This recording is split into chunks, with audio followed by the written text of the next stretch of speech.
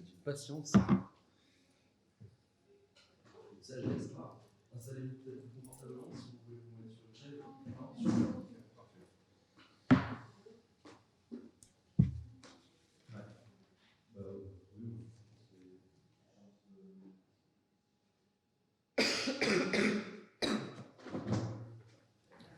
Les personnes nous rejoindront, mais je fais un petit mot d'introduction pour vous remercier déjà d'être présent ici ce soir pour la dernière rencontre autour de l'œuvre des Torres Paletti, là, notamment ce soir concernant la salle des départs. On va vous dire bien plus tout à l'heure. Un petit mot également pour vous annoncer, si vous ne saviez pas, le décès d'artistes récemment. Donc, on partage la tristesse de la famille et de l'équipe avec laquelle on a conçu cette exposition pour vous annoncer son décès. On a donc malgré tout évidemment souhaité poursuivre et continuer de programmer cette rencontre en invitant donc Katia Riccaboni et le docteur François Parra. Donc, Katia Riccaboni, vous êtes responsable de programme du Fonds Individualisé Culture pour la Fondation de France. Et François Parra, vous êtes retraité de l'hôpital Raymond Poincaré de Garches, dans lequel vous avez été le commanditaire historique de la salle des départs. On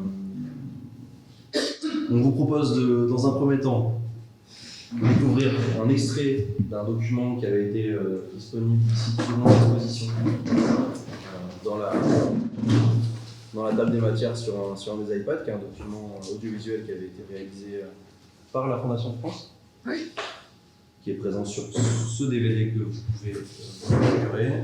Il y a quelques documentations qui sont présentes ici sur la table à voir par la suite, qui sont un peu constitutifs, une sorte de bibliographie de cette rencontre. En attendant quelques minutes pour découvrir la salle des départs dans les meilleures conditions possibles. Ouais. La lumière, ouais. En fait, on devrait avoir une belle luminosité.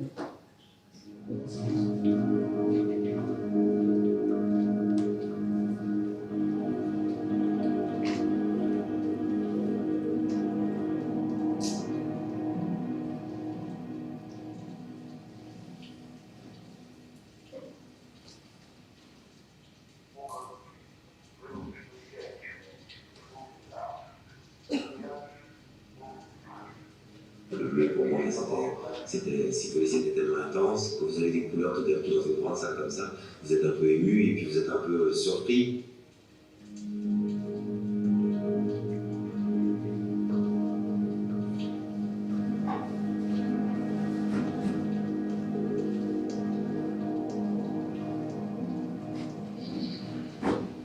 Le fait que ces salles ont été créées, il y a eu ce chef-d'œuvre qui a été fait, ça a aidé les gens puissent voir que c'est pas un lieu anodin, c'est un lieu où on vient ici en paix.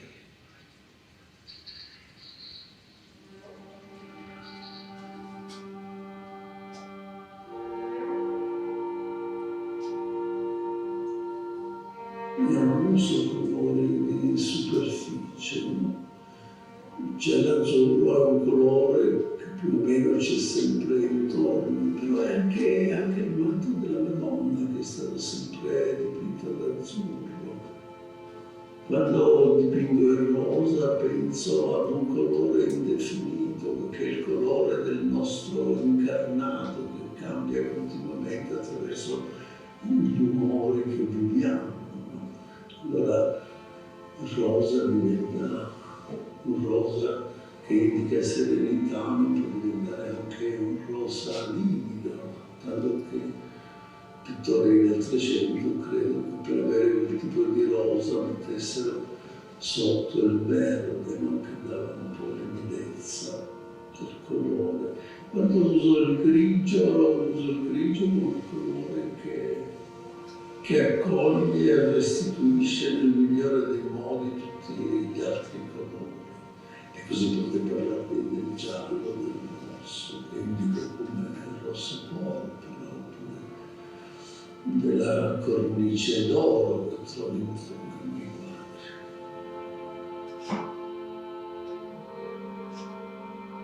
Quindi in questo modo non doveva rappresentare sì, rappresentava il desiderio di tutte quelle persone che abitavano in questo posto. E questa è la cosa più bella che accade, no? Nella realtà di una committenza, no?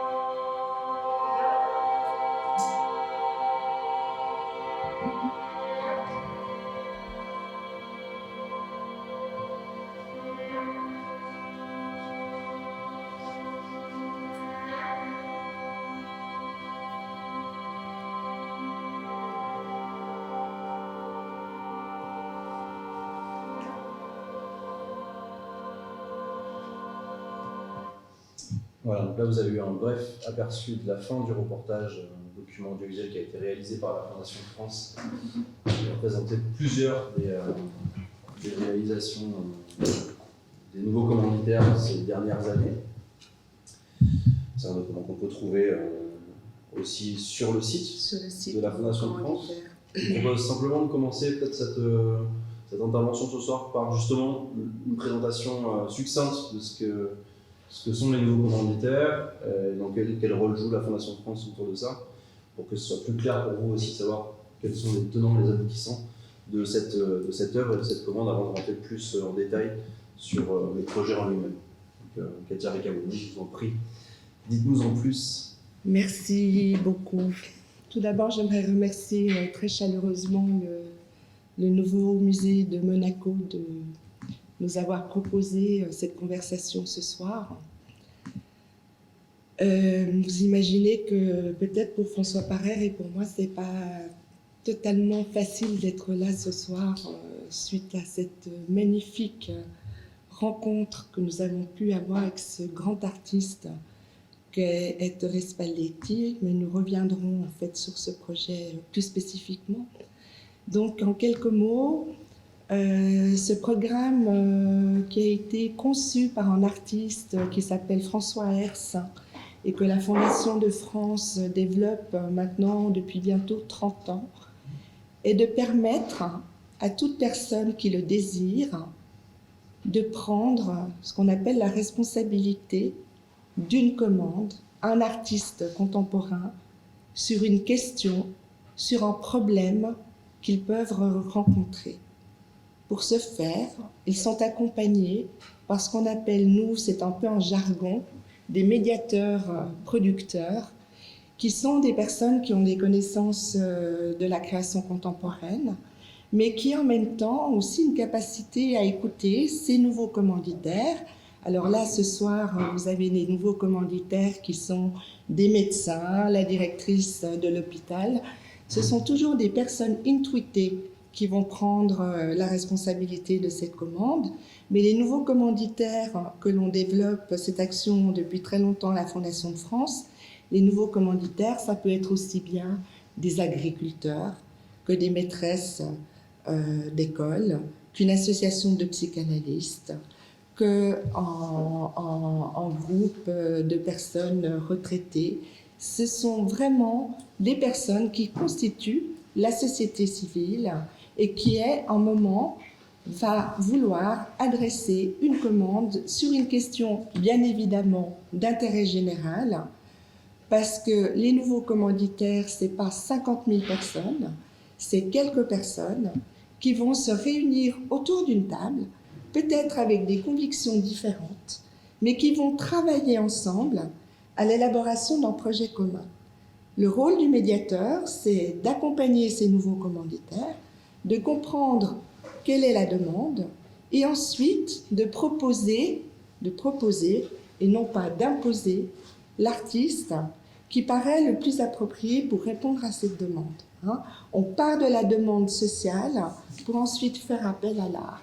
Les nouveaux commanditaires, c'est aussi la volonté d'élargir la scène de l'art, la sortir des lieux consentis que peuvent être le musée, la galerie, mais c'est aussi faire appel à des artistes plutôt de renom. Pourquoi ?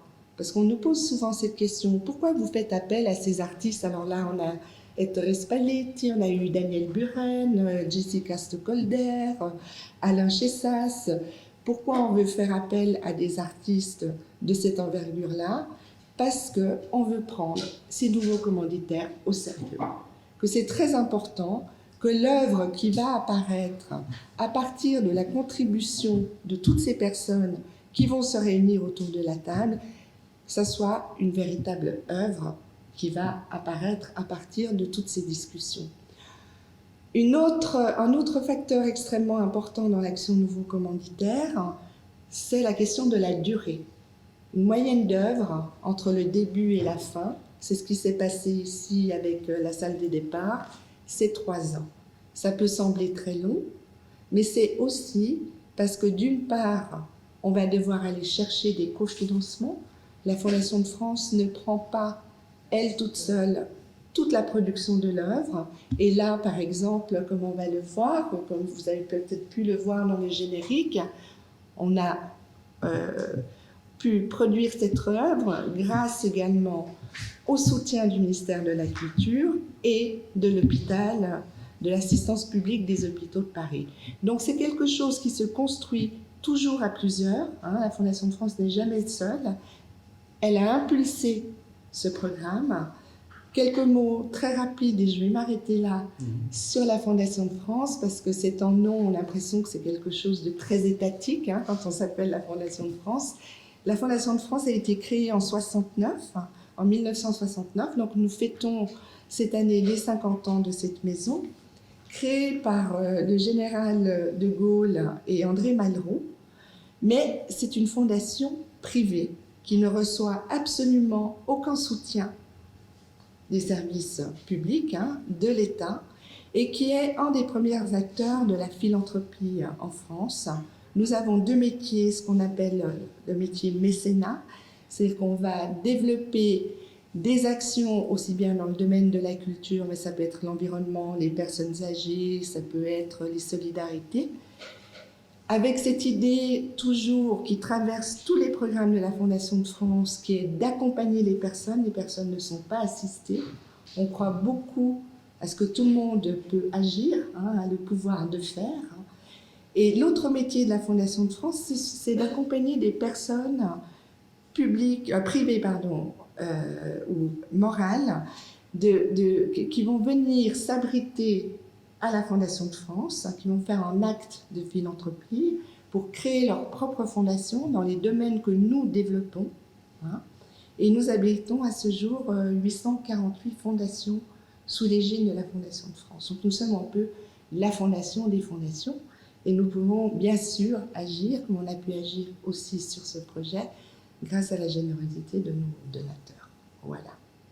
Parfait, merci beaucoup. Ça m'amène à la question qui suit, qui vous permettra, Dr Parer, d'intervenir sur la genèse du projet. C'est comment vous avez contacté la Fondation de France? Qu'est-ce qui vous a fait, finalement, parce que vous n'étiez peut-être pas familier du milieu de l'art au moment où vous avez eu cette idée. Alors déjà, comment elle a germé, et aussi comment vous avez contacté la Fondation de France pour réaliser ce projet.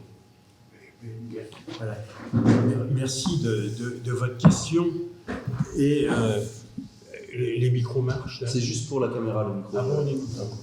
Ah bon, on s'entend entre nous, on est suffisamment entre nous pour s'entendre. Vous m'entendez bien? Oui. Bien. Alors, d'abord, je voudrais remercier Monsieur Logier qui nous a accueillis de façon très sympathique, je le dirais très sympathique, et également remercier Madame Béot, qui est la directrice donc, de cette maison. Et je voudrais les remercier parce que c'est un lieu qui m'a procuré beaucoup d'émotions. J'ai visité cet après-midi l'exposition des œuvres de Spalletti. C'est plus qu'une exposition des œuvres de Spalletti. Je me permets de faire cette petite ce petit écart peut-être par rapport à la question qui m'a été posée, car c'est, si je ne me trompe pas, la dernière œuvre, véritablement, la dernière composition que Spalletti a faite avant de décéder comme tout récemment. Et j'ai également vu ce film qui, je ne sais pas si vous l'avez vu, c'est toujours intéressant de savoir si on parle bien de la même chose, vous savez, hein, parce que c'est très important dans la vie. Est-ce qu'on parle de la même chose? Et est-ce qu'on se comprend? Donc, si vous avez vu ce film, je dois dire que j'ai eu beaucoup de plaisir, bien sûr, mais beaucoup d'émotion à le voir, parce que j'ai revu Spalletti, que j'ai côtoyé pour cette création, dans son milieu, dans les Abruzzes, où je suis allé le voir, avant que tout ça se prenne forme. Et je dois dire que je l'ai retrouvé 10 sur 10, comme on dit dans le langage militaire. 10 sur 10, et vraiment, il m'a beaucoup touché. Il m'a beaucoup touché. C'est un homme que j'ai eu la chance de rencontrer. C'est une chance. Hein. Et cette chance, je la dois à cette réalisation, à la Fondation de France et à ce que je vais vous raconter. Alors, tout d'abord, il faut que je me présente. Alors, je m'excuse, peut-être, je ne voudrais pas être long, mais il est nécessaire des fois de donner certaines explications. Et on m'a toujours appris, en tout cas mon père m'a beaucoup instruit sur ce principe, qu'il faut toujours se présenter et présenter les choses. De quoi s'agit-il? Et surtout voir quelles sont les origines des choses et aller à la source des choses. Vous avez vu cette magnifique présentation cinématographique qui est due à François Herse, à nouveau lui, on va en reparler, et également à M. Poggi, qui est un artiste cinégraphe, machin. Historien de l'art. Hein? Historien de l'art. Historien de l'art, ils ont fait un film magnifique. Alors, je m'arrêterai sur une première vue. Vous avez vu la dernière vue, on voit une sorte de cour, c'est pas une sorte, c'est une cour, c'est là où donne la salle des départs, pour que les convois mortuaires qui s'en aillent vers leur destination, les cimetières, les lieux de culte, etc. etc. Et puis vous avez pu apercevoir, si votre mémoire visuelle est bonne, une chapelle au fond. Cette chapelle, c'est le centre comment dire, architectural de la partie la plus ancienne de notre hôpital, l'hôpital Raymond Poincaré à Garches. Quelquefois, on dit l'hôpital de Garches. Bon, c'est vrai, il est à Garches, c'est indiscutable, mais c'est l'hôpital Raymond Poincaré de Garches. C'est un hôpital universitaire de l'assistance publique des hôpitaux de Paris. J'y tiens, c'est important. Et donc, vous avez vu cette chapelle, elle est là.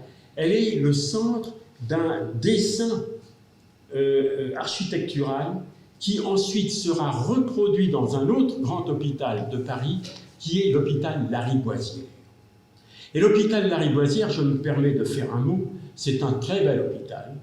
Et il a été fait, là, véritablement, c'est une dame mécène, Madame de Lariboisière, qui était une dame qui avait épousé un officier général de l'Empire, qui avait une fortune énorme. Elle n'avait pas d'enfant. Et cette dame qui n'avait pas d'enfant a légué toute sa fortune pour que cet hôpital soit construit.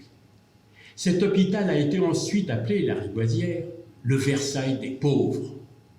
Je tiens beaucoup à cette formule, car notre hôpital, nous, à l'hôpital Raymond Poincaré, est aussi d'une certaine façon, je ne dis pas l'hôpital des pauvres, mais l'hôpital des souffrants, bien sûr, des handicapés.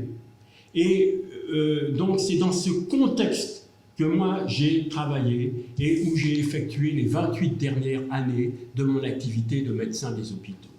J'étais dans cet hôpital, dans une équipe fameuse, où nous exercions tous deux compétences, deux spécialités, l'anatomie pathologique, qui est ma première formation, et la médecine légale. Et notre service, C'est un service d'anatomie pathologique et de médecine légale. Je ne développe pas pour ne pas être trop long.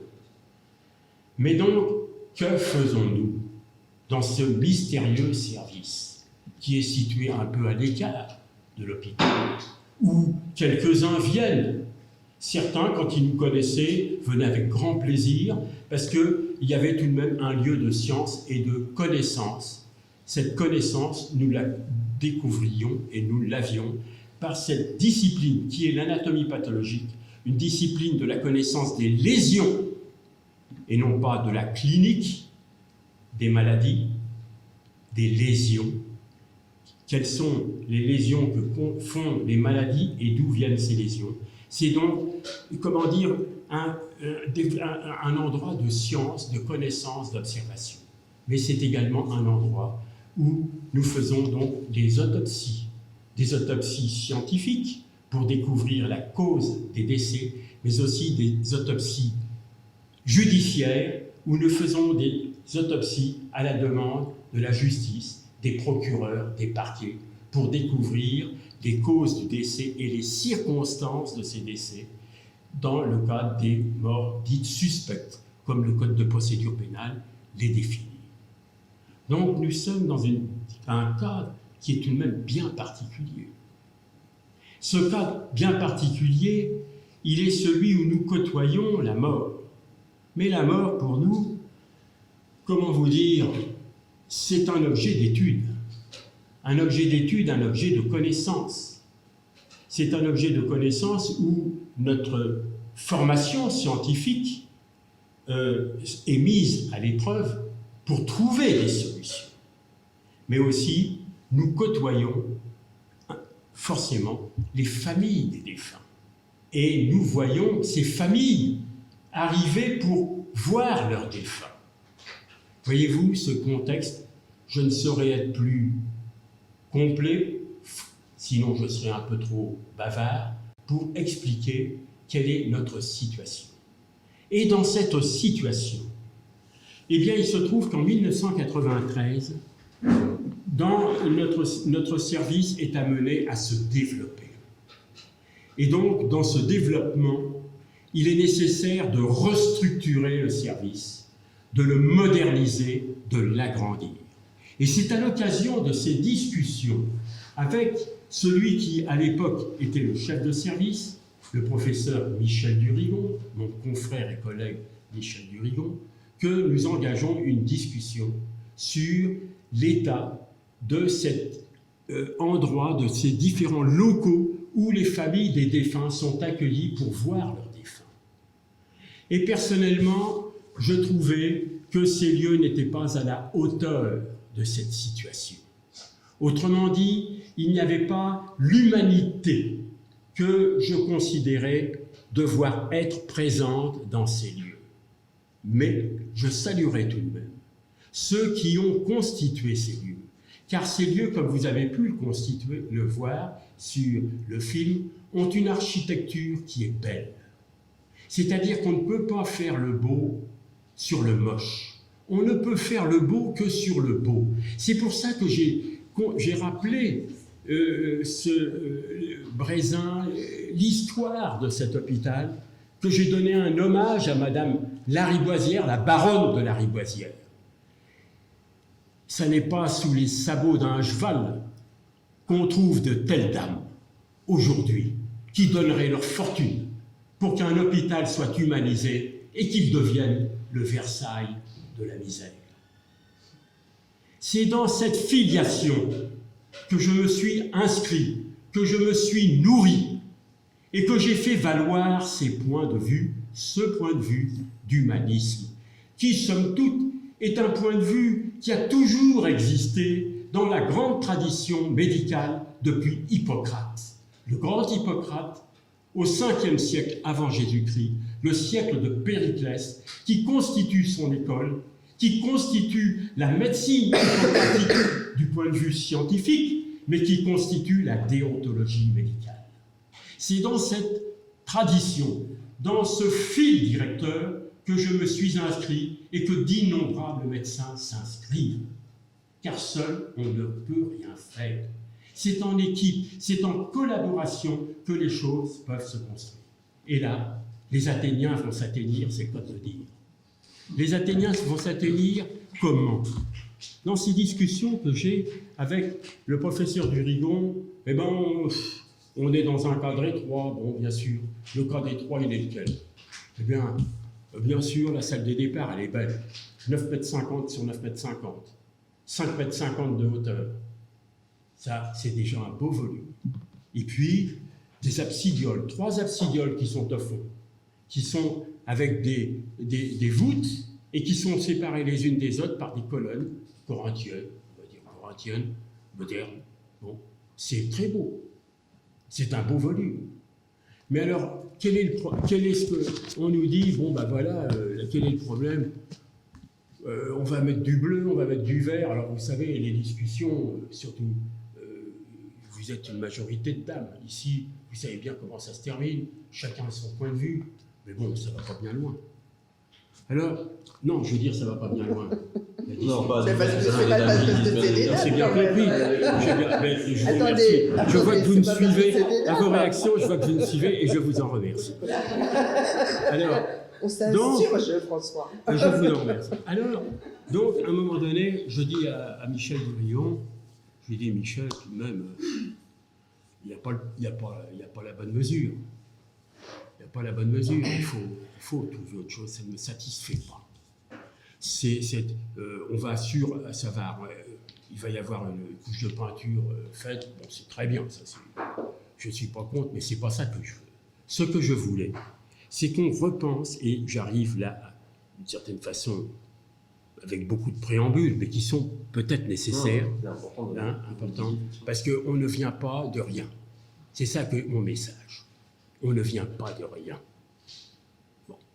Et donc, je fais valoir qu'il faudrait tout de même un artiste créateur qui repense ces lieux et qui les restructure pour faire qu'un accueil d'humanité, de quiétude, de calme, voyez-vous, pour que le deuil, parce que c'est ça la question, pour que le deuil des familles se fasse. Et donc, je dis, il faut un artiste. Il faut un artiste, mais je suis clair pour moi. Je dis, il ne faut pas un décorateur, je n'en veux pas.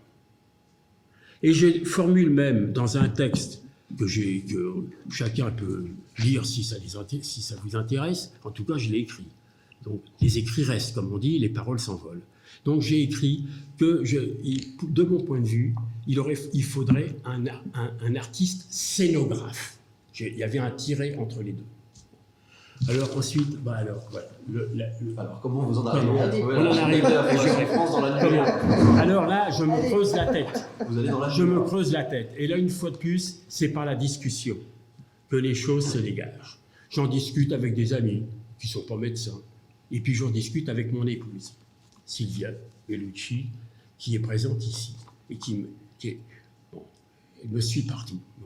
J'y peux rien. Elle vous suit ou vous la suivez? Bon. C'est un autre sujet. Bon.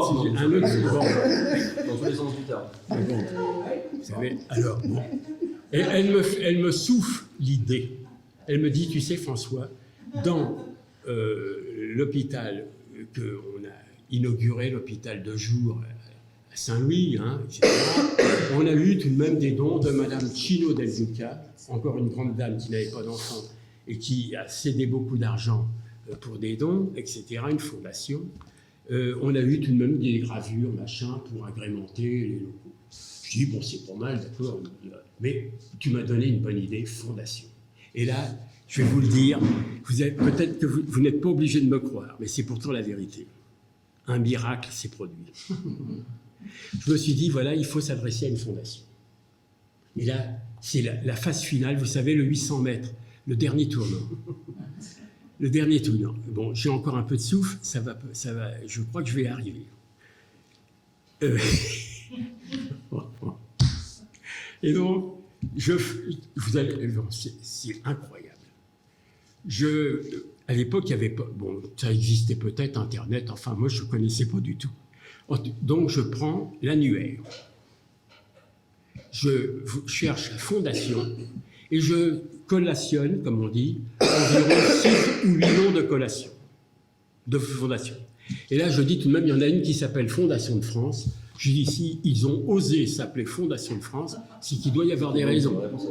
C'est qu'ils doivent avoir des moyens. Et bon, donc, je vais m'adresser à eux. Et là, je terminerai par cette anecdote, d'une certaine façon. Mais c'est dans les anecdotes que le fruit mûrit, ou le fruit est mûr, je ne sais pas quoi. Et nous avions, le jeudi, une fois par 15 jours, une réunion scientifique entre tous les anapathes de l'Ouest parisien. Et là, ce jeudi, on était en plein travaux, parce que c'était ce que je vous ai expliqué. On était les uns sur les autres, et je dis à Michel Durigon, je dis, mon cher Michel, aujourd'hui, je n'irai pas à la réunion, parce qu'on tournait sur d'autres hôpitaux. Je dis, parce que j'ai des coups de téléphone importants à passer. Je n'ai pas développé, parce que là, ici, je développe, mais si on développe tout le temps, on s'y perd à la fin. Et donc, je lui dis, voilà, je reste, et j'ai des coups de téléphone à passer. Et là, je passe un coup de téléphone à la Fondation de France. Je tombe sur une dame. D'abord, je me présente, c'est ce que je vous ai dit, mon père m'a toujours appris, il faut te présenter. Je me présente, toc, et je dis le pourquoi du comment, en tout cas le pourquoi, le comment, c'est après. Le pourquoi de ma demande. Je voudrais, voilà, je suis un médecin, ceci, cela, vous avez tout compris, enfin, je crois. Et voilà ce que je vous demande, ce que je voudrais. La dame m'écoute, elle me dit, ça, c'est du domaine de monsieur François Hers, qui est le responsable culture à la Fondation de France. Il est là, je vous le passe. Elle me le passe, je me représente, j'explique mon truc, et là, il y a un grand silence. Alors je dis, mon petit François, le terrain est incertain, mais on va tout de même avancer. Alors j'avance, prudemment. Et puis je développe mon truc. Toujours du silence. Et puis, au bout de quelques phrases supplémentaires, monsieur François Hers me dit « Votre idée m'intéresse beaucoup. » Là, j'étais assis, hein, mais j'ai dit c'est bon.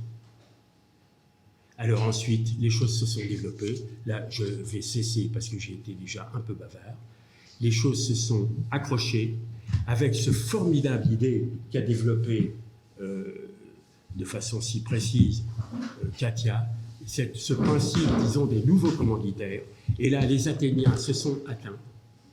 Et donc, cette idée que je portais de faire réaliser cette œuvre par un artiste a pu trouver un répondant, comme on dit, et le pôle plus a touché le pôle moins, et l'œuvre s'est réalisée.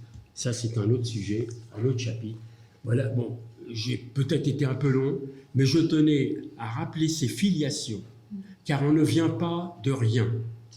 Si j'ai rappelé Hippocrate, etc., si j'ai fait un hommage à Madame la baronne de la Riboisière, si j'ai fait un hommage à Monsieur Brézin, qui a fait l'hospice Brézin sur mon hôpital, c'est la première portion de l'hôpital. Ensuite, si j'ai fait, j'aurais pu saluer mes confrères également, j'en ai parlé On n'a pas fini d'en parler. Mais la parole est à Katia pour la suite, mais c'est pas pour autant qu'on va vous demander de tout faire pour le reste de la soirée. Donc gardez-nous encore des petites anecdotes pour la suite. Mais ce qui est important de savoir aussi, donc c'est suite à la formulation de votre demande, parce qu'effectivement le principe des nouveaux commanditaires, Katia vous l'avez rappelé, c'est justement de s'adresser à des gens de la société civile, donc des gens qui ne sont pas connaisseurs de l'art justement, de s'adresser à des médiateurs pour ensuite transformer votre propos ou aider à la réalisation de votre demande.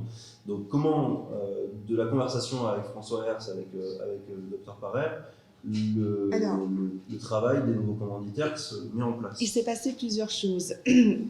D'abord, François Hers a dit à François Parrer qu'on n'était pas chez nous à l'hôpital et qu'il était peut-être important aussi d'avoir l'autorisation de la direction de cet hôpital. Non pas tant pour être commanditaire, mais que, voilà, nous aussi on est bien élevés, donc quand on arrive dans les lieux, il faut que d'une part tout le monde soit au courant de ce qui est en train de se faire, et puis dans ces endroits-là, il faut comprendre un peu ce qui se passe. Donc François Parer s'est rapproché de la directrice de l'époque qui s'appelle Françoise Quesada, qui a été une personne extrêmement importante dans le processus, qui non seulement a donné son accord, mais qui très vite s'est porté commanditaire également.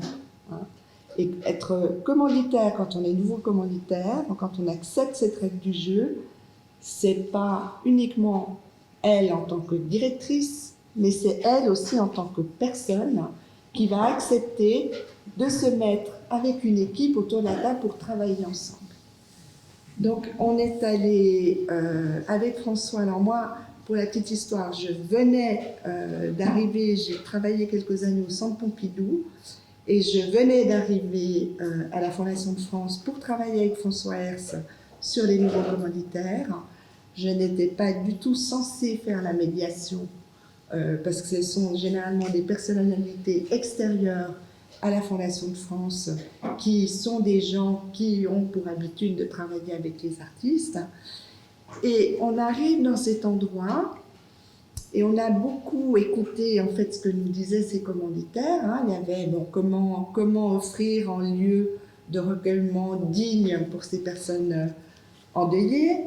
Il y avait aussi cette idée que ce moment puisse se passer dans la dignité, effectivement, mais il y a eu ce mot aussi de beauté, que ce moment...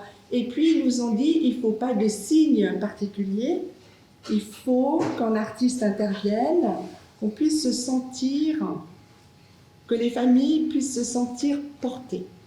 Donc, toutes ces choses-là, si je me trompe François, moi c'est ce souvenir-là que j'ai. Et quand il me parlait de tout ça, je revivais moi une expérience que j'avais eue qui était une exposition absolument remarquable de Ettore Spalletti au musée d'art moderne en 91, que j'avais l'impression quand je traversais les salles de cette exposition, j'étais prise dans un moment de peinture. Il y avait quelque chose d'une très grande immatérialité, d'une très grande douceur, qui me faisait dire, c'est étonnant, mais ce dont il me parle là me fait penser à cet artiste. François vous a parlé tout à l'heure de cette magnifique standardiste Morissette, qui aurait très bien pu passer le téléphone à notre département de santé. Vous savez, dans la vie, il se passe des choses des fois, il y a des rencontres, il y a des petits moments de magie. Et pendant qu'on était à l'hôpital Raymond Poincaré, moi, le soir, j'avais rendez-vous, j'allais rencontrer pour la première fois physiquement Ettore Spalletti, parce qu'on m'avait demandé, quand j'étais encore à Beaubourg, d'aider le conservateur de l'époque, de pouvoir acheter des œuvres pour le musée, et comme j'étais d'origine italienne, vous l'avez compris peut-être avec mon nom, je pouvais parler avec lui. Donc j'allais rencontrer cet artiste en sortant de l'hôpital Raymond Poincaré. Et à l'époque, il était prévu que le médiateur soit une personne, et on a fait une comédiation qui s'appelle Jérôme Delormas, qui était conseiller aux arts plastiques de la DRAC Île-de-France, et en sortant avec Jérôme, il me dit « Est-ce que vous avez pensé à quelqu'un ?» Moi, j'avais un peu peur, je venais d'arriver, j'ai fait une école d'art, mais je ne suis pas une historienne de l'art. Je me suis dit, oh là là, c'est un peu compliqué. J'ai dit, écoutez, voilà, moi, très intuitivement, je pense à Ettore Spalletti. Il me dit, c'est incroyable, moi aussi. Donc, il y avait déjà quelque chose, on les a écoutés, et puis, ce qui est assez magique, c'est qu'avec cette définition très précise, parce que c'est pas toujours comme ça avec les nouveaux commanditaires. Eux avaient déjà très réfléchi en amont de ce qu'ils voulaient. Il y avait quelque chose qui était très... Voilà. On s'est dit, la demande est tellement importante. Symboliquement, c'est tellement fort qu'avec Jérôme de Lormas, on s'est dit, on va peut-être quand même, normalement on présente qu'un artiste dans les nouveaux commanditaires, on va quand même penser à un autre artiste pour que ces commanditaires puissent peut-être un moment, en tout cas, pour moi, voilà, on a les mains dans l'art et puis c'est une façon aussi de pouvoir échanger. Et Jérôme a pensé à un autre artiste qui s'appelle David Tremlett, un artiste anglais. Et puis on s'est dit, on va sortir nos nouveaux commanditaires, on allait les voir toujours à l'hôpital Raymond Poincaré, on va les faire venir à la DRAC Île-de-France. C'est-à-dire, on vient chez vous, puis vous venez chez nous. Et puis, moi j'ai ce souvenir très beau de ce moment-là. Ils sont arrivés, il y avait donc le docteur Parère, Françoise Quesada et le secrétaire général de l'hôpital. Puis on sentait bien que Madame Quesada, qui était une très belle personnalité, ça la faisait un petit peu rigoler de venir à la DRAC.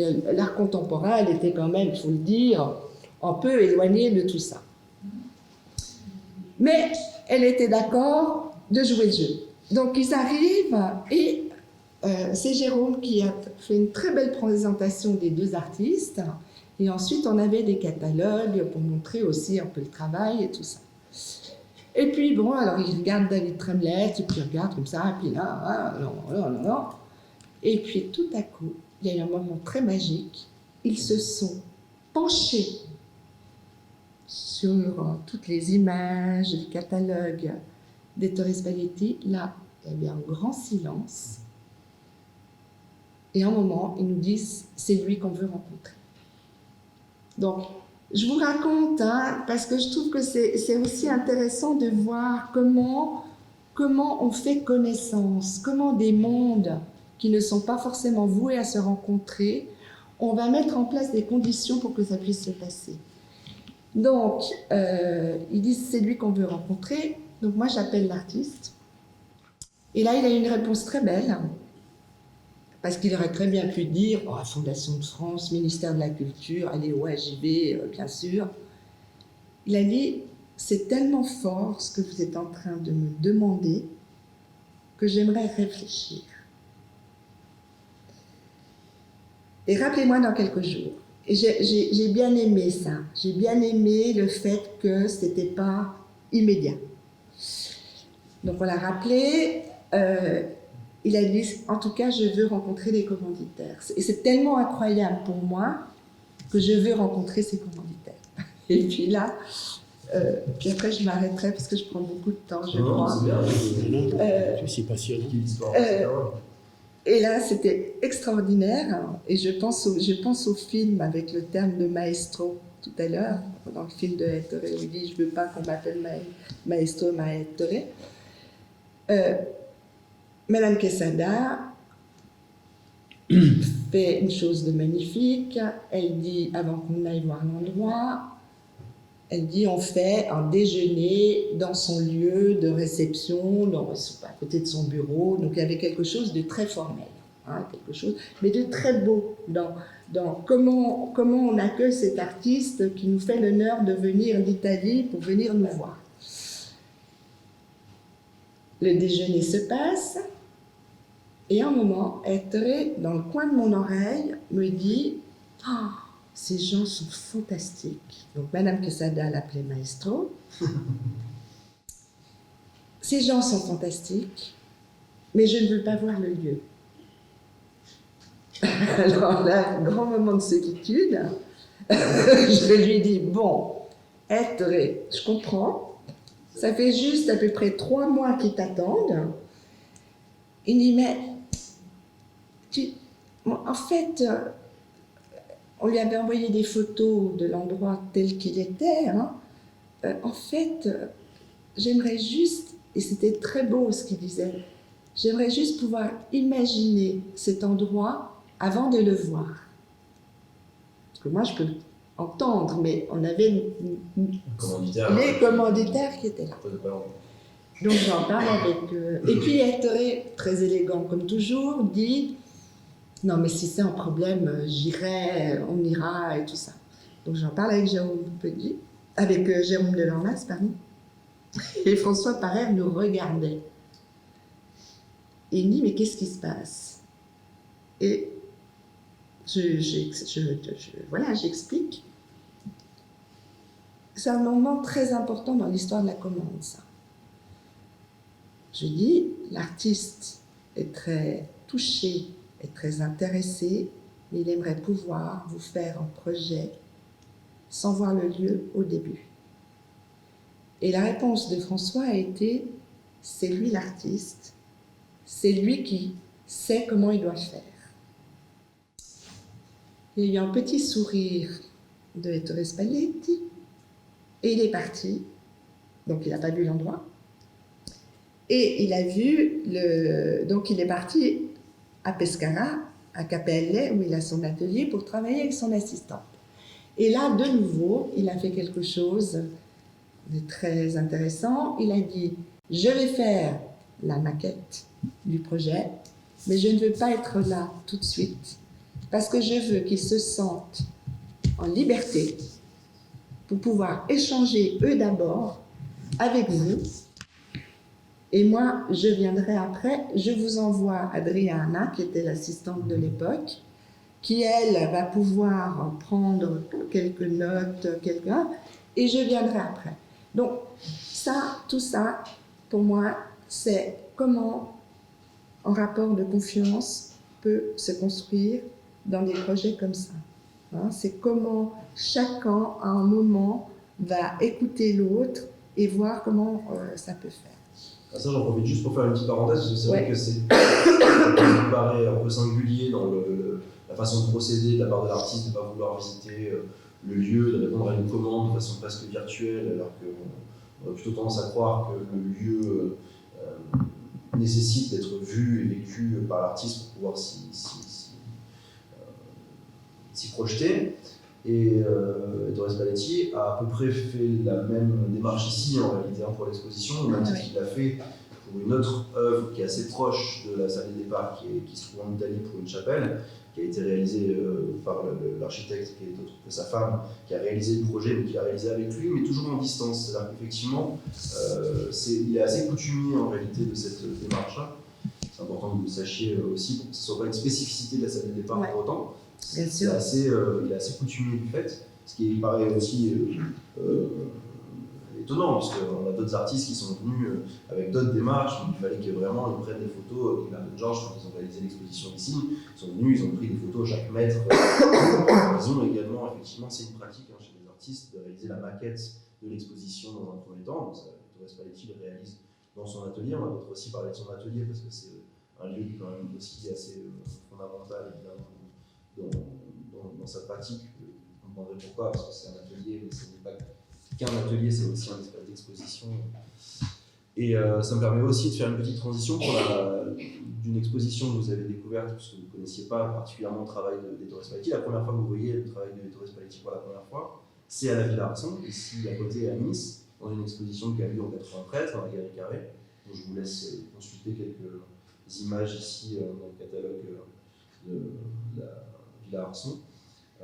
Et c'est là où vous rencontrez non pas l'artiste lui-même personnellement, mais son œuvre. C'est bien ça? Ou est-ce que les deux. On est allé aussi. S'il vous plaît. Il y a 3-4 ans. Oui, parce que ce qu'on essaie de faire, pardon Benjamin, c'est que ce qui est important aussi dans ces projets-là, c'est saisir des occasions. Et c'est vrai que quand il y a eu l'exposition à la Villa Arson, on a proposé, on y allait de toute façon avec Jérôme Delormas, on a proposé à François de venir avec nous. Et puis il y a eu un autre moment qui a été très fondateur aussi pour l'histoire de la commande. Il a une grande exposition au Mouka à Anvers. Et là aussi, on a emmené des commanditaires. Et là, la directrice de l'hôpital est venue et tout ça. Et pour l'artiste, c'était incroyable aussi. C'est-à-dire que lui, il donne, mais eux aussi. C'est qu'à un moment, je viens chez toi, mais tu viens chez moi. Il y a cet aller-retour continuel Et c'est même allé très bien parce que, on reparlera d'atelier, mais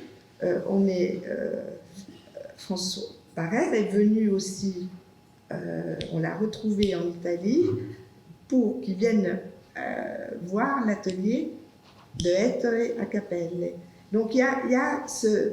Voilà. Mais c'est ça qui distingue, c'est aussi important d'en parler parce qu'on parle de commandes publiques, c'est une chose particulière, les commanditaires, ça ne correspond pas aux rudiments qu'on a l'habitude de connaître, par exemple pour le 20% artistique ou d'autres commandes publiques, où effectivement le commanditaire a une relation peut-être plus autoritaire aussi vis-à-vis de l'artiste en tant que producteur, financeur de l'œuvre. C'est aussi ça qu'il faut distinguer avec le principe de nouveau commanditaire. J'en profite aussi juste pour connaître un peu plus la philosophie de François Hertz quand il décide de créer les nouveaux commanditaires. Il y a un document, alors Katia me disait qu'il y avait aussi Lettre à un ami qui est à conseiller, mais l'art sans le capitalisme, c'est aussi une lecture que je vous conseille pour mieux comprendre si vous avez des nouveaux commanditaires qui s'intéressent. C'est voilà, savoir la philosophie de ce rapport entre l'artiste et le commanditaire, et qu'il n'y ait pas cette relation autoritaire qu'on pourrait imaginer a priori comme ça dans celui qui commande une œuvre et qui la finance, mais qui peut s'en désintéresser aussi de son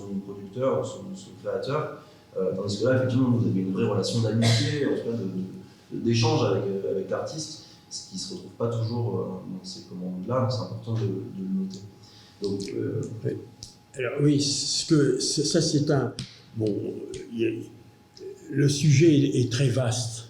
Alors personnellement, moi je vais me concentrer sur ce dernier aspect, c'est-à-dire la relation entre l'artiste et le commanditaire, puisque dans un premier temps, et Katia a très très bien précisé, je veux dire, la place de la Fondation de France, etc., qui est irremplaçable, parce que bon, Spalletti, moi je ne le connaissais pas, ni des lèvres ni des dents, comme on dit, donc tout ça ne peut se faire que s'il y a un ensemble qui se construit et qui a, je crois, été bien exposé. Alors moi j'insisterai justement sur cet aspect, la relation entre le commanditaire et l'artiste.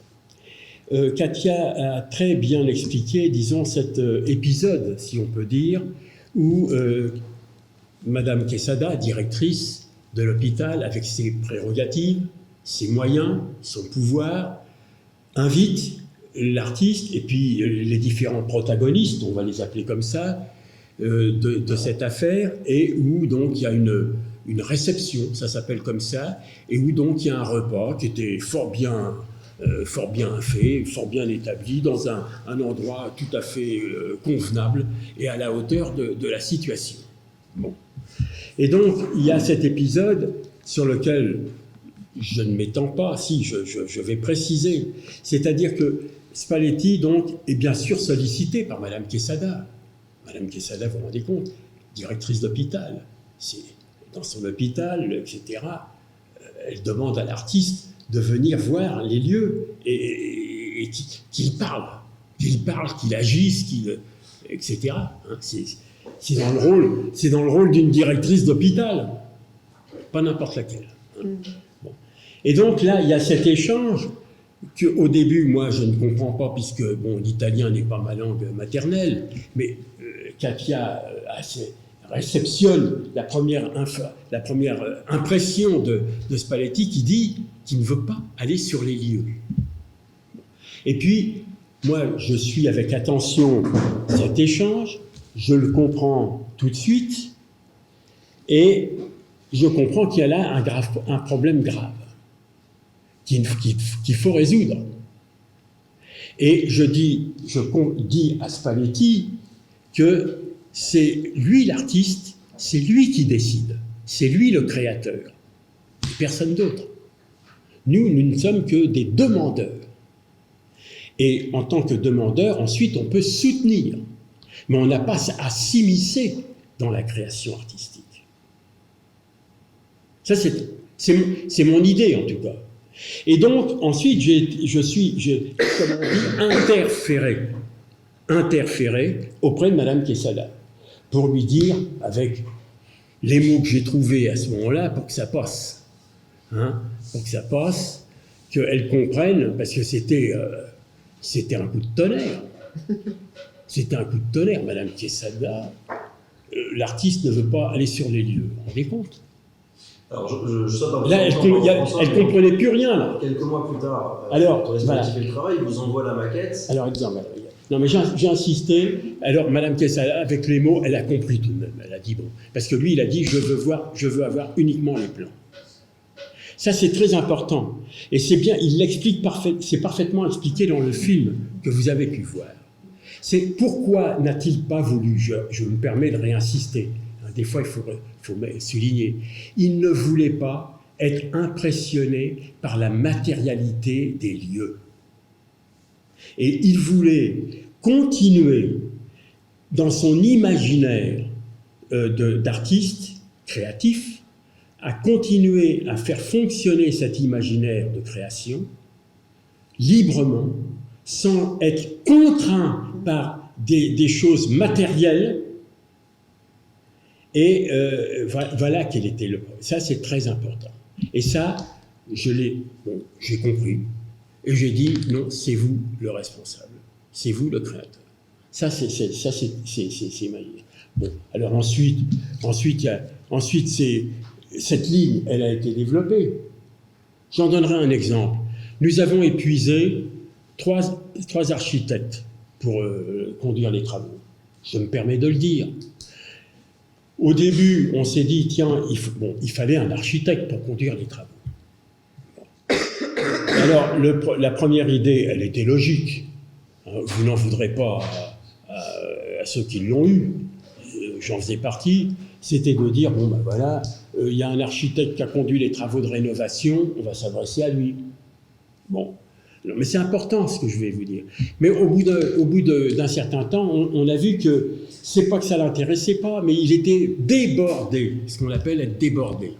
Il avait plein de commandes à droite, à gauche, et il pouvait pas s'investir.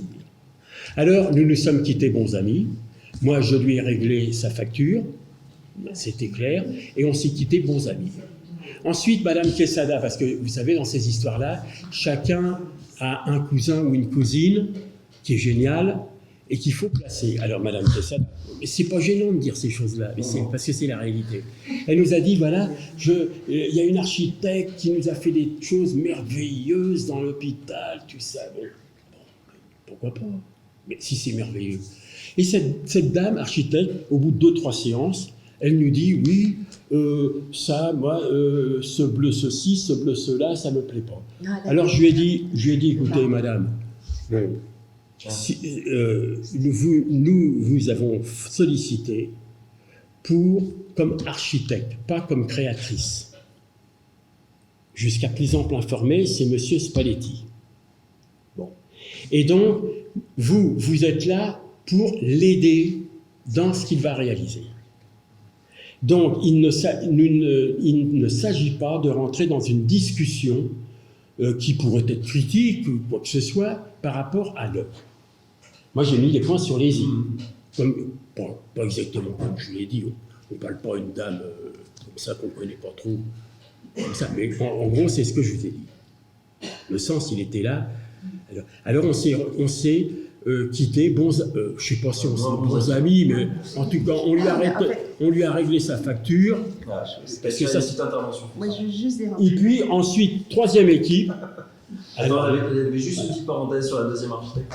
Non, ce qu'il faut comprendre, c'est qu'au début, nous avons été aussi très... on n'était pas chez nous. Donc, quand Madame Quesada nous dit « on va travailler avec celui-ci, on va travailler après avec cette personne », c'est compliqué de lui dire non. Il faut comprendre. Enfin, on était...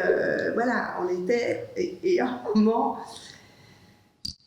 C'était magnifique parce qu'elle nous a dit, parce que nous on était dans le bureau avec Jean-Yves Bob à l'époque et Jérôme de Normas, elle nous a dit, bon, écoutez, moi j'ai pas le temps, maintenant trouvez-nous un architecte. En fait, c'était ça que nous voulions faire. Mais il fallait attendre. On lui a dit, écoutez, on risque de perdre l'artiste là aussi, parce que ça déplaçait. Et on en a parlé un peu entre nous, tout ça. Et un autre médiateur me dit, écoute, moi je travaille avec un artiste que peut-être vous connaissez, Lucio Fanti, qui a un frère qui est un architecte, un jeune architecte, qui parle italien, qui est formidable. Donc j'ai fait un rendez-vous avec lui. La première chose, je lui ai demandé 2 choses. Il m'a pris pour une folle furieuse au début. Je lui ai dit, est-ce que vous savez vous mettre au service d'eux et pas faire à la place d'eux en disant que? Et puis, est-ce que vous êtes... Parce que la précédente n'aimait pas l'art contemporain aussi. Il y avait aussi ce problème-là. Et je lui ai dit, est-ce que vous êtes d'accord d'aller en Italie dans l'atelier de l'artiste? Parce qu'elle, elle a toujours refusé. Et lui, en 2 heures, c'était résolu. Il m'a dit, on part quand tu veux. Et la semaine d'après, on était dans l'atelier de Spalletti. C'était en italien, ils pouvaient se parler en italien. Et voilà, et c'est... Voilà.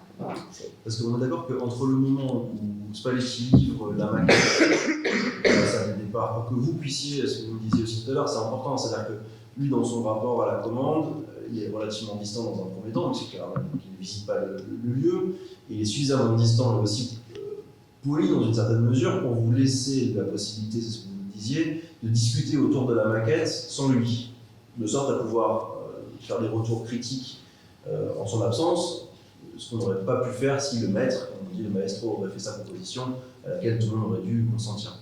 Donc, je passe un peu les épisodes d'aménagement potentiel d'une œuvre, d'un espace ou d'une proposition artistique là où c'était pas possible parce qu'il y en a eu. Et l'exécution, la réalisation par un tiers, donc un architecte en l'occurrence, et la présence à nouveau de Spalletti dans le projet. Est-ce qu'il revient à un moment donné ou est-ce qu'il arrive à la livraison? Comment ça se passe? Ah non, il est revenu. Ah oui, et voilà. Si vous voulez, donc il y a eu cette... premièrement, Spalletti nous dit, bon d'accord, je m'engage dans la réalisation, et il nous dit clairement, je vous donnerai une maquette colorée, c'est ces termes. Une maquette colorée, à telle échelle, et elle sera livrée début janvier. Le 3 ou le 4 janvier, nous voyons arriver, dans le milieu de l'après-midi, il devait être 16h, 16h15 à peu près, il y a un gros camion qui arrive, c'est une même difficile, voyez-vous, ça se voit un gros camion comme ça, il arrive, il sonne, bon, un gars, un livre, il parlait italien, je ne sais pas quoi, bon. Il dit, voilà, j'amène la maquette. Et alors, on sort, tout ça, on fait rentrer le camion dans la cour, que vous avez vu, c'est la dernière image que vous avez vue.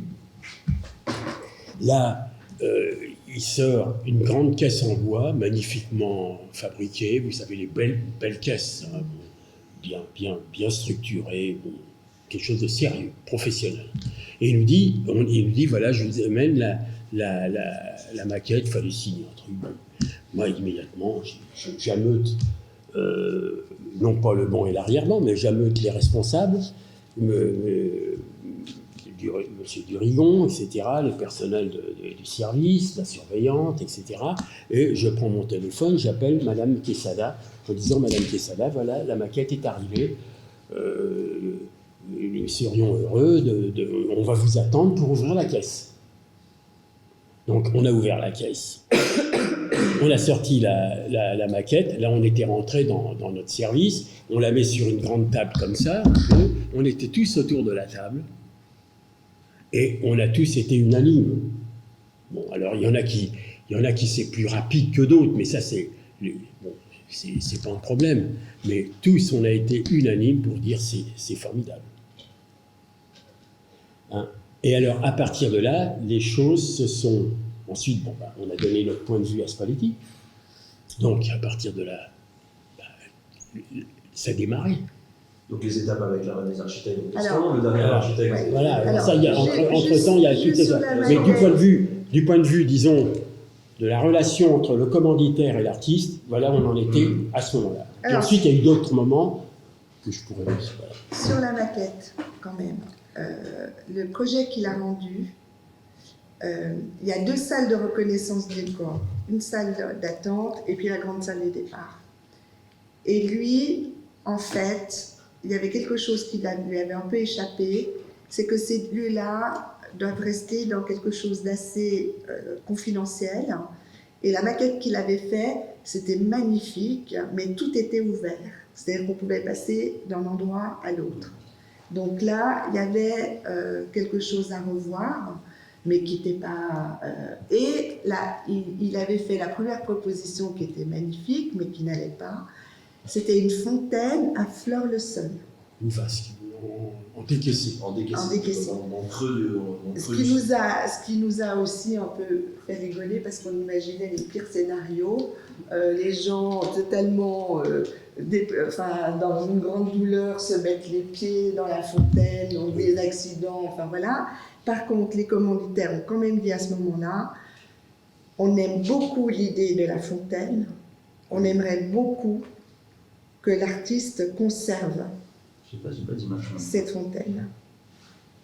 Donc, Enfin, cette là, fontaine les basse, on la sorties voit, de- on la voit là, on voit- ouais, on la voit là. voilà. C'est très important qu'on puisse conserver ça, parce que c'est la fontaine, c'est comme le village, on s'y réunit, on peut se réunir autour et tout ça. Donc quand on a discuté de la maquette, son assistante était là. Et il est arrivé après, très peu de temps après, avec la proposition de cette fontaine-là, hein. Et là, ça a commencé, les travaux ont commencé. Hein. Mais il y a eu quand même, quand vous demandez s'il vient juste à la fin, non, il ne vient pas juste à la fin, Spalletti. Alors, Il est venu qu'est-ce qui se plusieurs passe fois. quand les différentes rencontres, qu'est-ce que... Alors, il y a eu plusieurs rencontres, François, puis après je vous laisse parler, pardon. Mais il y a eu plusieurs rencontres qui ont été quand même déterminantes. C'est que l'artiste, il avait besoin de comprendre ce qui se faisait dans ce service de façon plus pragmatique, qui était comment on amène les corps sur les chariots et tout ça, et sont entrés en scène des gens extrêmement importants dans ce service, qui sont des personnes qu'on appelle, alors on les appelle comme ça, les garçons. C'est les garçons d'amphi, quoi. Les garçons d'amphi qui reçoivent des familles, qui reçoivent des amis, et qui sont des gens très déconsidérés par le reste de l'hôpital, puisque ce sont des gens qui s'occupent des morts et qu'on ne veut pas trop les voir. Je la fais courte, hein, quand je dis ça. Oui. Non, mais... Et ces gens-là, ils ont été extrêmement importants aussi pour l'artiste, pour Donc, il les a comprendre, rencontrés, il les a rencontrés, ils étaient avec nous dans les réunions quand Spalletti venait. Il y avait l'idée, il y avait ses commanditaires du début. Ça, c'est la volonté du commanditaire, c'est la volonté du médiateur, de l'artiste. Qu'est-ce qui fait qu'à un moment donné, des gens qui a priori sont pas forcément impliqués dans des réunions de direction, décisionnaires et autres. Exactement, c'est exactement ce que vous dites. Donc c'est quoi, c'est vous qui les faites venir Bien sûr. à la réunion? Bien sûr. Parce qu'on peut très bien s'en passer ou dire que finalement... Oui, non, mais non, votre question... c'est la raison oui, que ça arrive, c'est sûr. pour se dire Bien que sûr, finalement, bien leur sûr. point de vue est Bien annexe. sûr, vous avez raison de dire ça. C'est des gens qui habituellement n'ont pas droit à la parole. Moi, je suis... Ils sont dans le document qu'on a vu dans le Mais vous les on pouvez voir, les entend le aussi, film, on quoi. les entend beaucoup. Ils sont formidables, c'est des gens qui nous ont aidés. Donc lui, ça lui a permis de comprendre l'usage de Exactement. l'espace. Exactement, C'est parce eux que- qui sont les principaux usagers. Exactement. C'est-à-dire que c'est Les metteurs en scène de l'espace. ce qui vient d'être dit complète, s'il en était besoin, le sujet, c'est-à-dire que, donc, véritablement, c'est cette réalisation, cette demande est faite par rapport à un besoin, vous l'avez bien compris. Ce besoin, c'est un besoin dans un fonctionnement d'un service donné. Ce besoin, il est à la fois, je le précise, il est à la fois pour les familles, pour qu'elles puissent faire leur deuil. Mais attention, j'insiste aussi, elle est aussi pour le personnel. Absolument. Elle est pour le personnel, pour tous les personnels, et y compris les médecins. Réfléchissez une seconde. Vous dites, mais ce docteur Parer, là, machin, tout. Mais qu'est-ce qui l'a poussé à faire tout ça? Une question. Mais je veux dire, dans la fonction qui est la nôtre, celle qui a été la mienne pendant les 28 dernières années de mon activité professionnelle à l'hôpital, dans les hôpitaux de l'assistance publique, c'était un besoin, pour moi, c'était un besoin vital de faire que également, en quelque sorte, ce lieu de beauté, d'humanité, de caractère paisible, où cette harmonie puisse, disons, s'atteindre entre toutes nos activités, les objectifs de nos activités. Nous ne sommes pas simplement des médecins techniques, dans une technicité. Nous sommes des médecins à part entière. Et la médecine est indivisible. Elle est indivisible. Elle est indivisible avec sa donnée humaine. C'est ça qui est important. Et tous les facteurs comptent. Mais à un moment donné, il faut évidemment porter l'idée. Mais porter des idées, vous savez, des idées, tout le monde, il y a beaucoup d'idées. La question, c'est qu'il faut qu'elles se réalisent. Et c'est ça l'histoire merveilleuse de cette affaire. Alors, il faut bien comprendre que là, c'est un ensemble. Quand nous avions, et Katia a très bien fait d'aborder cet aspect du problème, quand nous avions nos réunions à l'hôpital, je me souviens, bon, c'était dans une belle salle qui était notre salle de bibliothèque, réunion, j'animais ou un autre animait, bon, bref, c'est là. Mais les personnels du service étaient présents.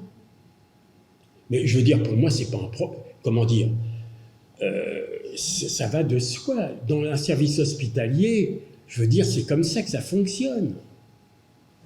C'est comme ça que ça fonctionne. Alors, la présence était tellement... Voilà, c'est comme ça que ça fonctionne. Ça a aussi permis... Parce mes laborantines, mes secrétaires, savaient les cas difficiles devant lesquels j'étais, et on en discutait au café. Elle me dit « Ah, monsieur Parrer, là, ce que j'ai tapé, là, ce que vous m'avez donné à taper à la machine, là, c'est formidable cette histoire. Et alors, quelle est la solution ?»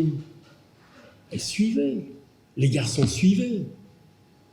Les garçons de l'amphithéâtre, là, qui étaient là, c'était deux Guadeloupéens. Non, mais je m'attarde là-dessus. Deux Guadeloupéens, des enfants de la rue. Vous savez ce que ça veut dire, les enfants de la rue?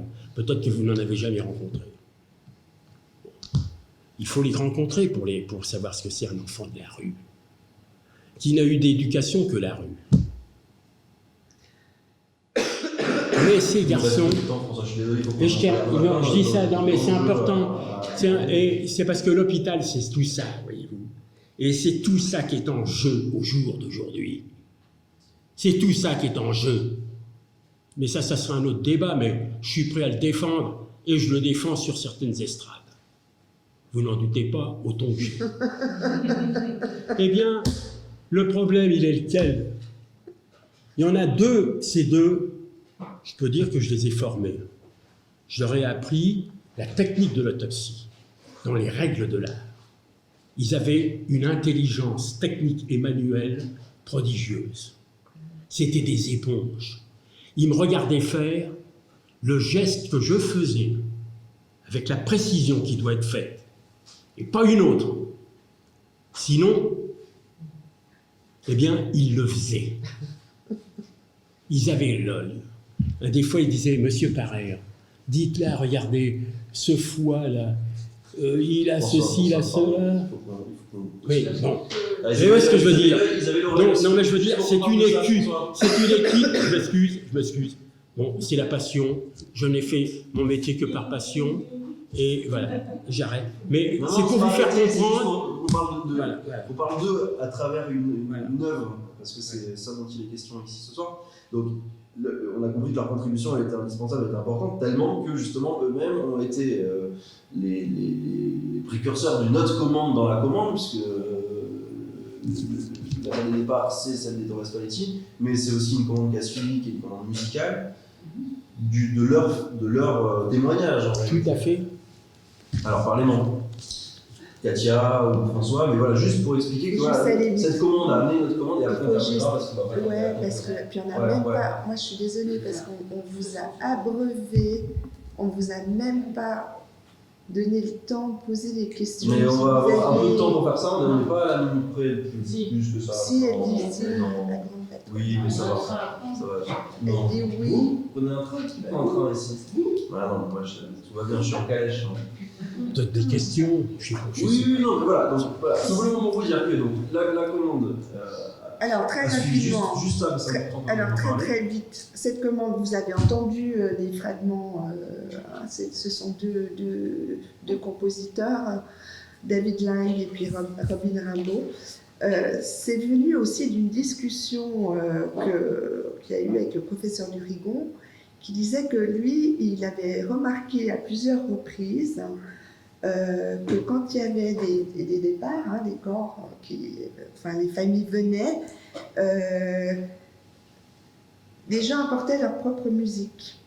Et les garçons, donc de l'amphithéâtre, ils avaient en blaster, une chaîne portative, qui posait dans la salle des départs pour que les gens puissent jouer la musique qu'ils souhaitaient apporter.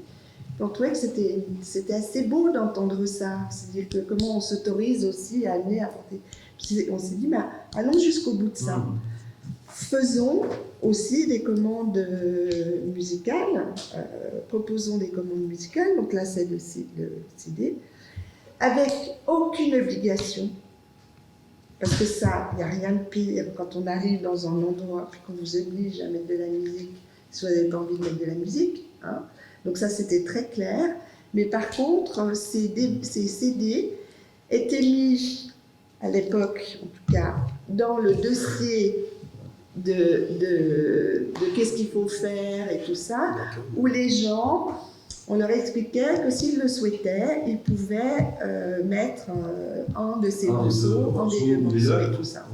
Ou les leurs, évidemment. Hein, c'était ça. Et ce qui a été intéressant, c'est qu'on a dû aussi discuter avec Spalletti, parce que c'était une œuvre dans l'œuvre. Il a fallu aller discuter. Et c'était de dire, est-ce qu'on camoufle les enceintes ou pas, comment on travaille tout ça. Donc ça, c'était une discussion très intéressante avec lui.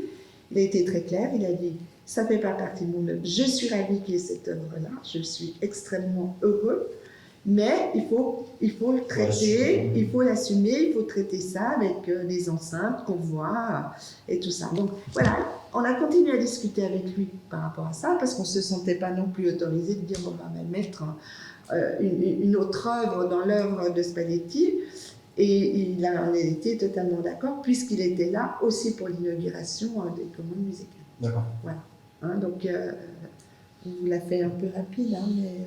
Alors, quelques mots rapides avant qu'on ait des questions, si on a, ou on les prend aussi au fur et à mesure, simplement juste pour dire que l'œuvre a été inaugurée en 1996, si récente que ça, et d'autant plus qu'elle a une actualité qui est plus triste, puisqu'effectivement l'ensemble de l'hôpital est amené à disparaître a priori. Fermé. Voilà, pas pour travaux ni pour déménagement, mais pour liquidation, comme vous disiez ce matin, c'est à peu près ça.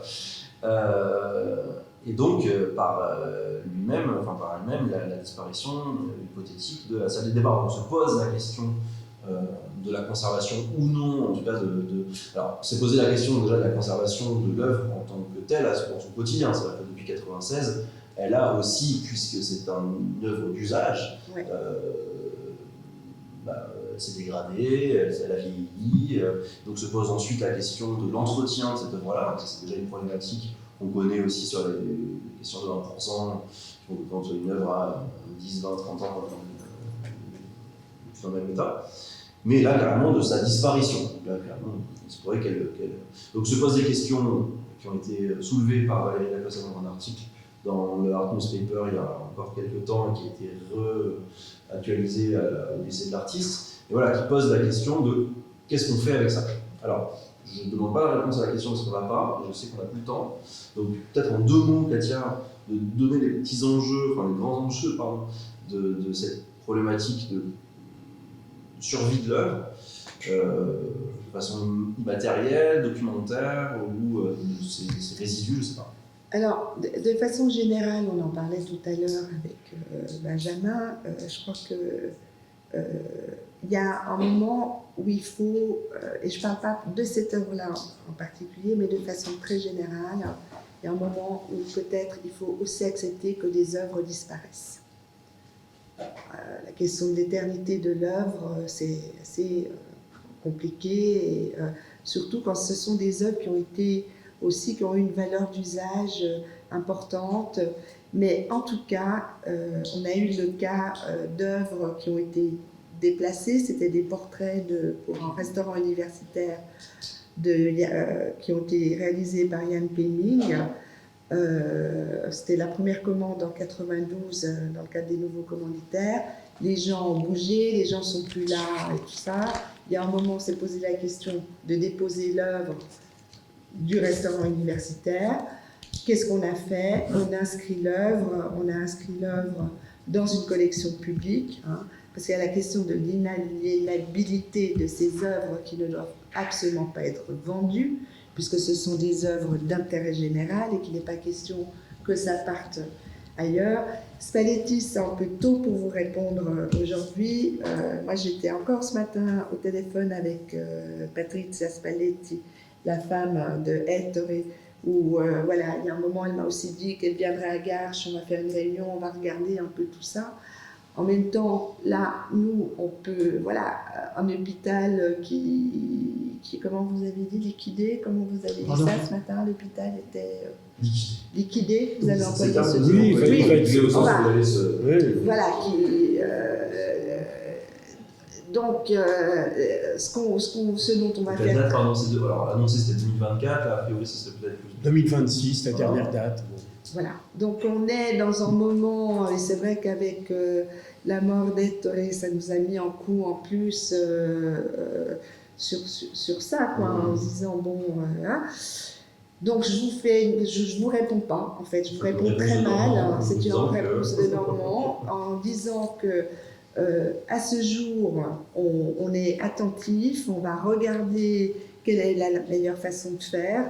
On n'est pas tout seul sur ces projets-là, donc il y a en tout cas à être attentif, mais voilà, mais encore.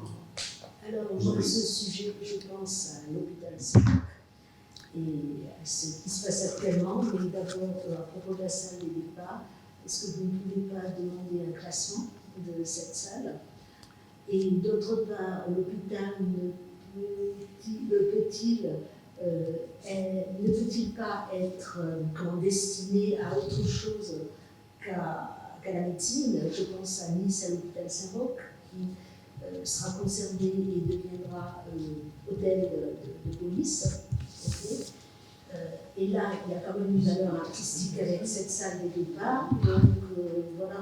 Oui, alors, moi j'entends ce que vous Au lieu dites, de mais. détruire le bâtiment, donc le garder et classer cette Alors, salle. classer en lieu.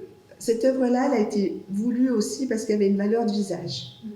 Donc, attention aussi à ce côté de musée. Enfin, moi, je suis un peu. Si vous voulez, en plus, Garches. Nous, quand on doit aller à Garches, il faut y aller. Hein.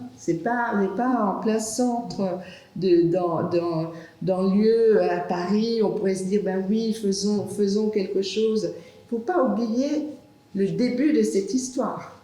Le début de cette histoire, c'est des gens qui font appel à un artiste pour une salle des départs, qui a un usage, qui a besoin de... Voilà. Donc, enfin, moi, si vous voulez, j'entends ce que vous dites. Je ne suis pas en train de dire non, surtout pas, mais en même temps, ça deviendrait autre chose. En même temps, on s'est posé la question de se dire, est-ce que dans le nouvel hôpital, il n'y aurait pas quelque chose à repenser à partir de ça? Mais ça ne va pas être la même chose de toute façon. Là, le problème qu'on a, c'est que Spalletti n'est plus là. Aussi, hein, on a quand même cette chose. Alors, bon, on a sa femme qui a fait ce très beau travail avec lui sur la chapelle qu'on voit dans le film, la villa, je ne sais plus, enfin, qu'on voit. Serena, où ils ont vraiment travaillé ensemble. Donc, Si à un moment on peut faire quelque chose qui serait raconter une histoire, parce qu'il y a quelques pièces qu'il faut de toute façon protéger, il est hors de question, là on n'a pas vu, mais dans une des salles, il y a des très beaux vases en marbre qui sont des pièces magnifiques, il est hors de question que ça parte à la benne ou quoi que ce soit, même le mobilier, enfin voilà, tout ça il faut qu'on ça c'est une décision qu'il va falloir prendre, mais moi à ce jour je ne peux pas vous dire oui bien sûr on va faire ci, comme ça, comme ça. Et puis de nouveau moi je pense que la question de la valeur d'usage de cette œuvre, il faut qu'on la garde, voilà. Un dernier mot, pardon, dis-moi. J'avais juste une question, même si je suis un peu d'accord, j'ai étudié la salle et pour la valeur d'usage, je m'étais posé la question, et effectivement, que peut-être la disparition de ça est assez logique avec le cours de son histoire. Mais je me demandais par rapport, de façon globale, pour la Fondation de France, comment ça se passe, que, entre guillemets, la jeunesse du coup et la livraison de la commande, où il y a vraiment un suivi par rapport à l'entretien des œuvres qui sont en place. Très bonne question. Alors, généralement, c'est le propriétaire qui est responsable de l'entretien de l'œuvre. Nous ne sommes pas propriétaires. La Fondation de France n'est absolument pas propriétaire des œuvres qui sont issues des nouveaux commanditaires. Ce sont des propriétés qui sont à chaque fois vues au cas par cas. D'accord ?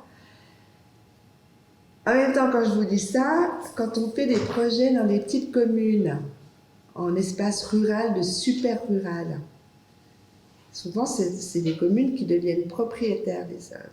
Ils nous disent, vous êtes super sympa, mais c'est un peu un cadeau empoisonné que vous nous faites là. Parce que vous imaginez bien qu'une petite commune n'a pas forcément les moyens de... Voilà. C'est pour ça que je vous disais, est-ce qu'il faut qu'on soit toujours dans l'éternité de l'œuvre ? C'est des questions qu'il faut qu'on se pose. C'est-à-dire qu'à un moment, ces œuvres-là, elles sont nées parce qu'il y a eu un désir, il y a des gens qui ont porté ça très fortement. Et puis on peut se dire qu'une œuvre, ça peut être 15 ans, 20 ans. Et quand on peut les protéger d'une façon ou d'une autre, on a par exemple une œuvre de John Armleder, très très belle, c'est la chapelle des charcutiers à l'église Saint-Eustache. Je ne vous raconte pas l'histoire, mais l'œuvre en tant que telle, c'est les charcutiers, l'association du souvenir de la charcuterie française, qui étaient les propriétaires de l'œuvre. Ils ont dit non, nous on ne peut pas, c'est pas notre objet d'être propriétaire de l'œuvre. Qu'est-ce qu'ils ont fait ? On les a accompagnés. Ils ont fait une donation à la ville de Paris pour qu'ils soient propriétaires de l'œuvre, et que cette œuvre, parce qu'il y a plusieurs pièces dans cette œuvre, mais il y a deux très belles toiles, des pour paintings de John Armleder, c'est inscrit à l'inventaire du musée d'art moderne de la ville de Paris. Si à un moment on dépose l'œuvre, on sait où va l'œuvre. Ça c'est très important. Et ces discussions-là, c'est pas nous qui faisons les choix tout seuls. C'est des discussions qu'on a aussi bien avec l'artiste, parce que quand même, voilà, c'est important qu'il soit d'accord. Là, les propriétaires de l'œuvre, normalement, c'est l'hôpital. Il y avait un moment, on avait eu des discussions, il y avait un musée de l'assistante de l'hôpital, de la PHP, qui était de dire inscrivons ça à l'inventaire mais ce musée, je crois, fermé. Fermé, liquidé. Liquidé aussi.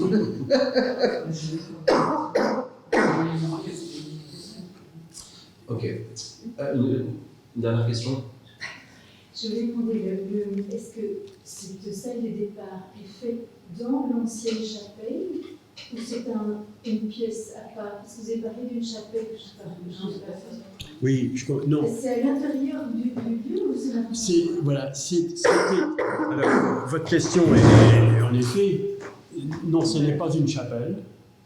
C'était dans le bâtiment qui était dévolu pour les morts. C'était, il y a un autre mot de la langue française, la morgue. la mort de l'hôpital. Et quand on va dire ça comme ça, le bâtiment des morts, c'est comme ça que l'architecte qui avait construit ce pavillon avec les autres pavillons de l'hôpital en 1935-36 avait, disons, conçu cet ensemble, qui était très beau. Vous voyez, la salle est belle dans ses proportions, etc. Ça n'est pas une chapelle. Mais la salle existait avec l'alvéole, etc. Avec les alvéoles. En fait, ce qu'a fait Spalletti, Voilà, voyez-vous. il a voulu tout lisser. Vous voyez, ça c'était aussi intéressant, les discussions là. Normalement, là, ça, Les plaintes. c'est des plaintes. Il a fait enlever les plaintes. Il voulait que ça soit, que vraiment on soit totalement. Voilà.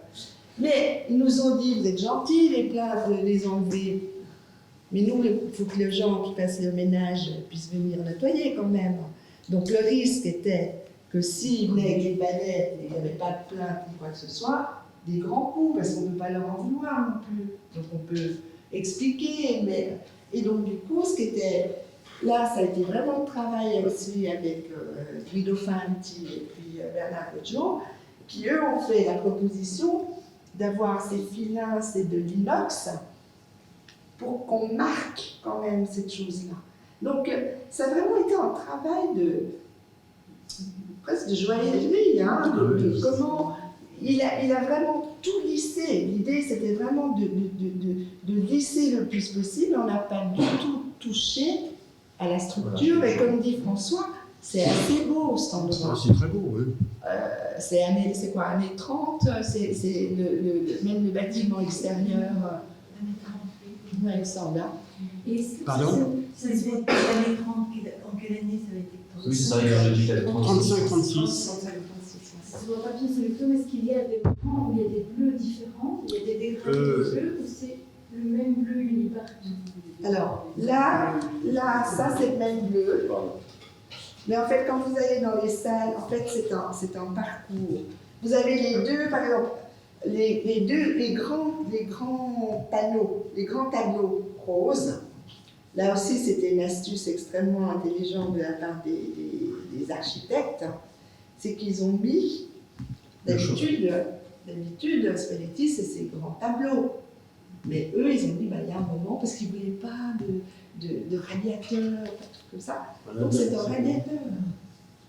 C'est qu'il a fallu aller trouver. Donc c'est le rose, il parle de la carnation qui change tout ça. Puis après, on passe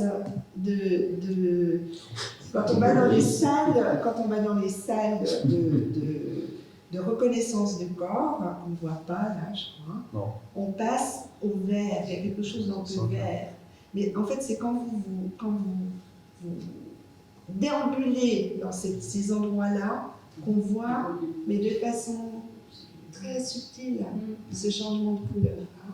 On passe du vert à l'azur, au rose, la carnation, hein, mais la peau, en fait, la peau. Et les murs, Voilà, c'est différent. Alors, je vous propose qu'on ait une dernière petite question qu'on peut se permettre de se poser entre nous pendant qu'on termine ce soir, parce qu'il va falloir qu'on ferme la maison. Donc je vous remercie. Merci François Parère d'être venu, Katia Ricamoni d'être venue pour parler de l'œuvre de Spalletti. Merci beaucoup. Notre exposition se termine dimanche pour ceux qui n'ont pas eu l'occasion.